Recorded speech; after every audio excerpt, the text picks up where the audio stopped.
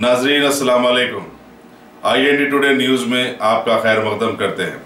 आइए देखते हैं ये तफसीलात। कई राज्यों में हमारा हम कमज़ोर रहे उसके बावजूद और इस प्रकार के कम आंकने के बावजूद हम कई राज्यों में अच्छे प्रदर्शन कर दिखाएं। तो अभी चुनाव वोट पड़ने में यहाँ और लगभग 10 दिन का समय है।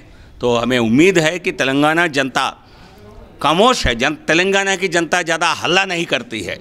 तो इसलिए आप जहाँ हल्ला कर रहे हैं उसके आधार पर यदि हमारी आकलन कर रहे हैं तो आपको गलत आकलन निकलेगा। वो जनता जो है बहुत खामोशी के साथ वोट करने वाली है। वो साइलेंट वोट हमारे पक्ष में गिरेगा और हमारे लिए बहुत अच्छे परिणाम आएंगे, हमें उम्मीद। तेलंगाना में इन चुनावों में तेलंगाना जनता के पास विकल्प के रूप में केवल भारतीय जनता पार्टी आज है। बाकी सभी दल एक दूसरे से लड़ने की नाटक तो कर रहे हैं, बट लेकिन TRS, कांग्रेस, TDP ये सभी पार्टियां एक ही तरह की राजनीति करने वाले हैं। इन तीनों के बीच कभी न कभी चुनावी तालमेल रहा है। आज भी सभी संपर्क में हैं और एक दूसरे के खिलाफ एक पूरी तरह वो कोई अटैक भी नहीं कर रहे हैं। सोनिया गांधी ने TRS के खिलाफ, KCR के खिलाफ कोई मोर्चा नहीं खोला। इनके सरकार के कार्यकाल में, TRS के कार्यकाल में जो करप्शन हुआ, भ्रष्टाचार हुआ, उसके बारे में उन्होंने कोई टिप्पणी तक नहीं की। और TDP, TRS पहले से मित्र दल रहे हैं, मिलकर सभी इन तीनों ने मिलकर चुनाव लड़े थे अतीत में। तो इसलिए तेलंगाना की जनता को सतर्क रहना चाहिए। जैसा कर्नाटक में हुआ, ये भी दल TRS, कांग्रेस चुनाव के बाद मिलने की एक षड्यंत्र भी रच रहे हैं, एक ख्वाब देख रहे हैं। एक पार्टी सत्ता में रहती है तब भी उनकी भ्रष्टाचार जनता के टॉलरेंस लिमिट से ज़्यादा है। और ये सभी मिलकर सरकार बनाएंगे, TDP, TRS, कांग्रेस। यहाँ एक भ्रष्टाचार का एक समुद्र मंथन होगा। तो इसलिए तेलंगाना की जो जनता नए राज्य के विकास के लिए प्रतिबद्ध है, उम्मीद रखती है। उनको बिल्कुल सतर्क रहना चाहिए इन पार्टियों से, नहीं तो तेलंगाना में एक भ्रष्टाचार का नदी बहने वाला है। इन तीनों पार्टियों को हराने के लिए भारतीय जनता पार्टी को समर्थन जनता देनी चाहिए। इस प्रकार हम तेलंगाना की जनता से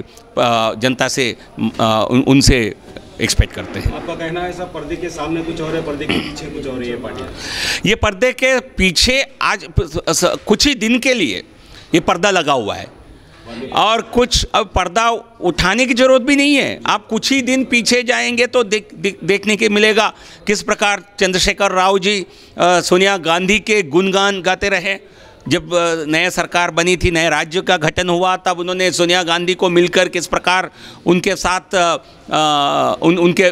उनके बारे में कुछ उनको प्रॉमिसेस किए थे और कैसे TDP, TRS मिलकर तेलंगाना में या कंबाइंड स्टेट में चुनाव लड़े थे। और आज जो एक नूरा कुश्ती चल रही है, ये एक ड्रामा है। और जैसे ही चुनाव ख़त्म होंगे, जैसे ही वोट पड़ेंगे, उसके तुरंत बाद शाम को ये लोग अपने आपसी में बात करने शुरू करेंगे और नतीजे के बाद एक ही फ्रेम में, एक ही चित्र में दिखने लगेंगे। अब देखिए MIM और OIC, असदुद्दीन ओवैसी जी का, उनका जो राजनीति रहा है ये केवल धार्मिक आधारित राजनीति किया है उन्होंने।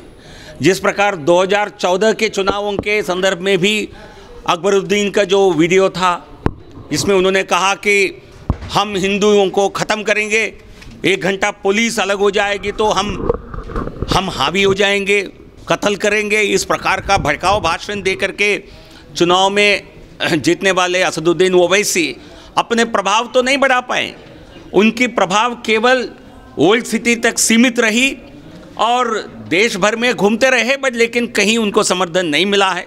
तो उनकी बौखलाहट के कारण अभी बड़े बड़े बयान दे रहे हैं चुनाव के दौरान, बट लेकिन चुनाव के बाद जितना उनके पास समर्थन प्राप्त है वो भी खिसकने वाला है और अगले चुनाव में लोकसभा चुनाव में असदुद्दीन ओवैसी जी को कहीं और भागना पड़ेगा, क्योंकि हैदराबाद से उनका हारना अगली बार तय है।